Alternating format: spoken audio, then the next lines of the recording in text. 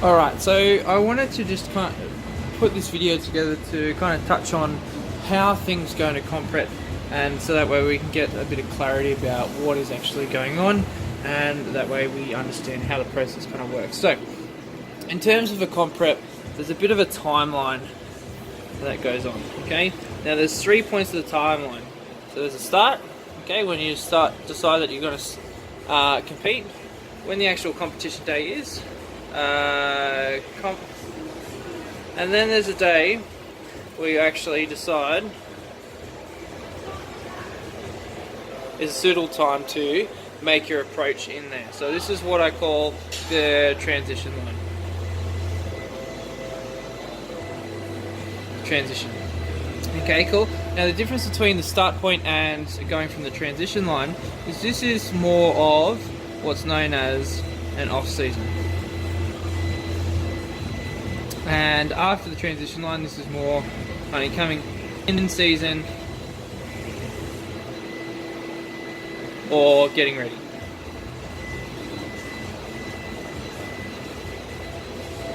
Commonly known as the prep. Okay, cool. So these are the big things to remember when we go into or working towards a competition. So what is most important about this timeline is that this area here is the most important part. Now the reason for that is for a few things. Okay, first thing is getting our food up. Okay, so if we've got food up, that means throughout this period we have something to reduce down to. Okay, food reduces,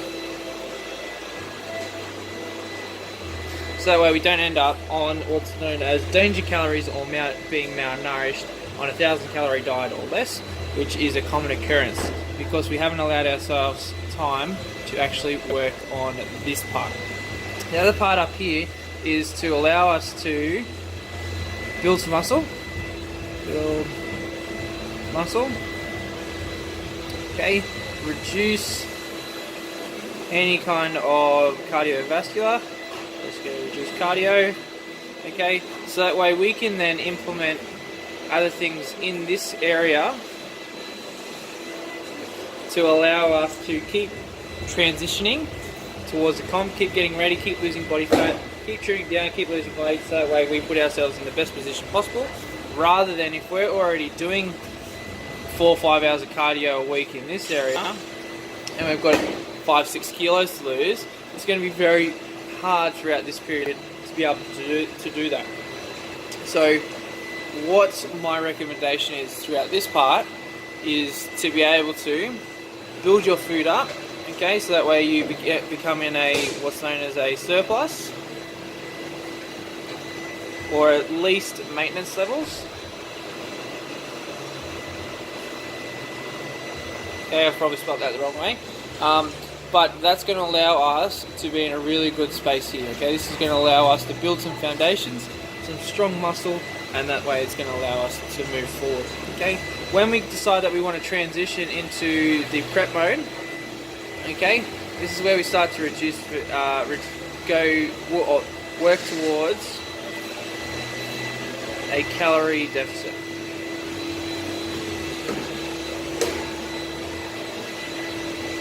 Now this is where you have a few options, okay? Work towards calorie deficit. Now, you can either do that through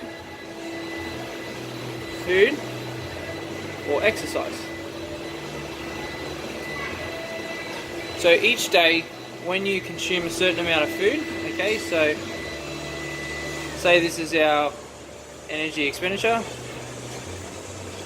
okay, so say this would be about 2,000 calories, okay? If we're eating, and this is obviously 0, okay, so if we're eating about our maintenance levels, okay, so we're eating here, and we're expending the same amount, our body weight's going to stay the same. So if we decide to reduce our food, okay, and go to, say, 1800, okay, we should theoretically burn fat and lose some weight, okay? after a certain amount of time, you will go to what's known as a plateau.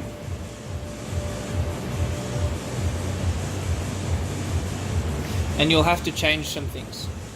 So, again, you can either reduce your food down again to, say, 1700 or 1600 or something like that, or we could raise the ceiling and expend more energy throughout the day. Okay, so there's two options to create that gap. So ideally we will have a gap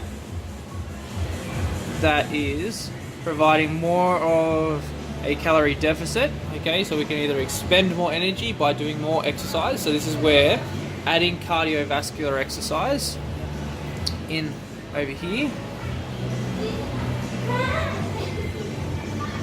is a great tool to keep up your sleeve, so that way you can then progress when you feel that you have plateaued. Now, if you are still, like I mentioned before, if you're doing 4 to 5 hours of cardio or extra exercise in this period here in your off season, it reduces the ability to be able to throw this in and create a higher calorie deficit, okay, or a higher energy expenditure throughout the day, rather than having no cardio and then adding something to it, like 1 walk a week, 1 or 2 walks a week, and then until you plateau again, stepping forward again, doing maybe 2 or 3 walks a week, plateauing again, and then doing 4 cardio sessions a week, so that way you're continually having chips to play or cards to play in the game. Okay, at the end of the day, it's all a bit of a game. Okay, it's about how you play it. If you throw all your cards or all your chips on the table all at once, you don't have anything to bet with, and you're playing the guessing game and a hoping game, which is very dangerous and very frustrating. Let me tell you that from experience. So my recommendations would be to do less exercise as most possible. However, to make sure that we're building muscle, we want to make sure we're doing lots of strength training. Strength training is also high energy output. Okay, high energy output.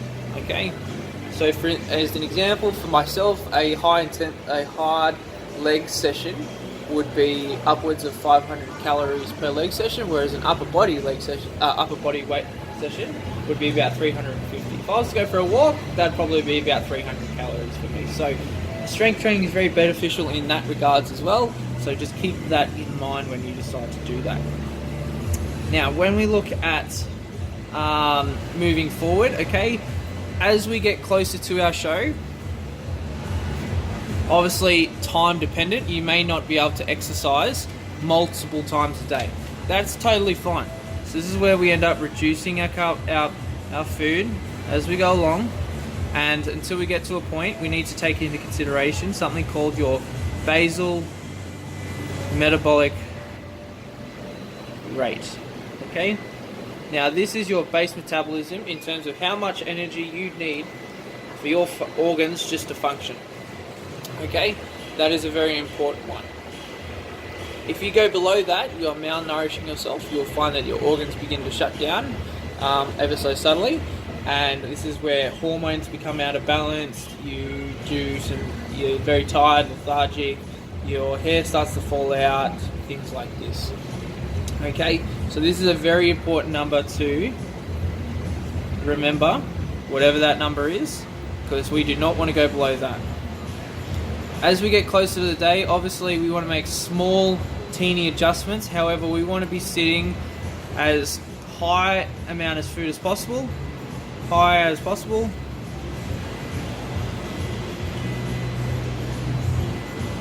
whilst doing as little exercise as possible. Okay, as little exercise as possible. The reason for this is because as you get a lower body fat percentage, obviously, like I mentioned before, you want to be able to add cards to the game, but you become very tired, you become very lethargic, your there's no stored energy now on your body to be able to just be able to skip meals. So this is why I recommend eating very frequently, so 5 to 6 times a day, in accordance with your recommended food plan. Resting as much as possible, so nights out and social life kind of goes out the window, unfortunately. However, these things become important because otherwise you take a week or two to catch up and you're very lethargic from that. As an example from my own competition prep, I was finding that I'd need food to exercise, and then to recover I'd then need food to then go to the supermarket, so I had enough energy to do that, and then eat again to make sure that I had enough, or to have enough energy, so that way I could then prepare the food that I just bought from the grocery. So your energy does become quite low. So making sure that you are sleeping well, you're resting as much as possible, and these kinds of things to make sure that you are in accordance, or basically make sure that you're looking after yourself. Alright, so this is the base principles about what we're going to try and focus on throughout the competition.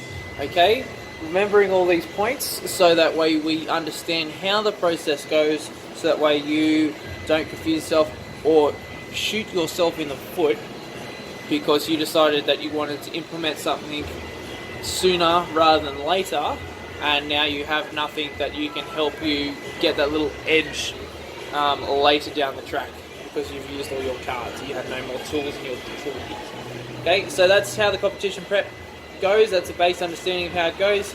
I hope you enjoyed this video, and let me know if you have any questions. Thanks.